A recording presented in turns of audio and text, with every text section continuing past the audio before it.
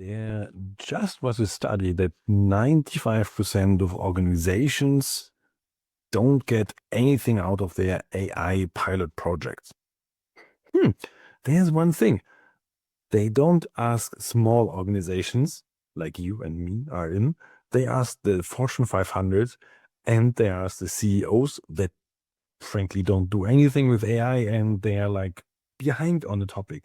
So today I want to talk to you about why you could gain productivity out of AI and the big ones not.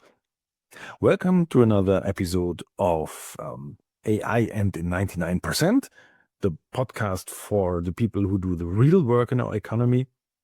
It's Dietmar from Argo.Berlin at the microphone.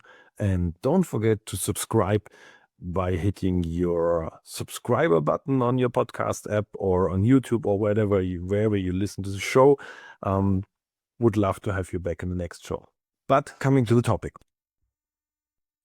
So this study is great in saying AI doesn't seem to work for the big ones. And actually that is great because we are not the big ones. We are the small ones. We can see what works. The study has some flaws, has a lot of flaws and has a big clickbait headline. In general, it's like the problem that the people they ask, they don't know what happens with AI, because we also have studies that say that about half of the people use AI without the bosses even knowing it. In your small firm, you probably know what happens and you actually can use it and you see what's the value. It's not that you have to have that in a EBITDA or whatever, all those things, those stock market reports they have. You don't have that. You see, okay, well, my people used AI and they wrote not 10 mails. Like say, I'm working with lots of travel agents and they have problems answering the emails. And if I can, because they have lots of things to do. And emails are, I think, if you get a phone call, you take the phone call, and the email, you answer later.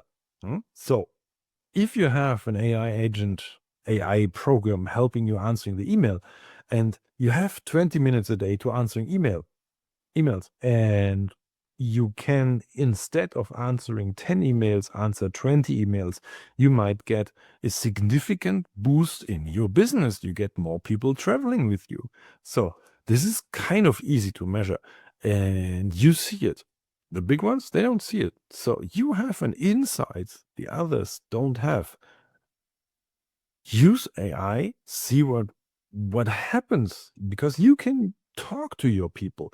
A CEO can't talk to 20,000 people in his firm. There's all the things with processes and the regulations. And yeah, they're great, those regulations. But sometimes you just have to use stuff, to build stuff, to make stuff. Yeah, don't be stupid. Don't give all your client data to the AI. But anyway, if there's not 7 signatures on using AI, people won't use AI and they're not allowed to use AI. But you, as a president's input, that's a term Seth Godin coined, because you're in a small firm, you can say as a president, you're the president of your small firm, you can say, use that, do it like this, we do it like this, it's great. And that's one of the really big advantages. While I worked with PR firms and they're for interviews, and there's like, we have a hyphen between one term and the others, or you're not allowed to publish. As a small firm, you don't care. The important thing is for you want to make the business, or you want to make routine work easier so you can keep your people.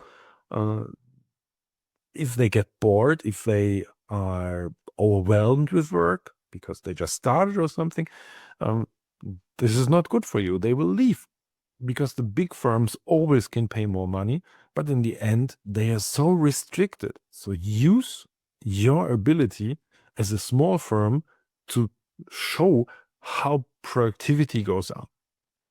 If you have questions for this, maybe it's a hard topic. If you have questions, just send me an email. It's Dietmar at Argo.Berlin. It's my English, my letters in English. DIETMAR at argo.berlin. Send me a mail and I'll help you figure out ways to use actually AI for your firm. Great having you on the podcast. Hope you're back in the next episode. Signing off. It's Dietmar from argo.berlin.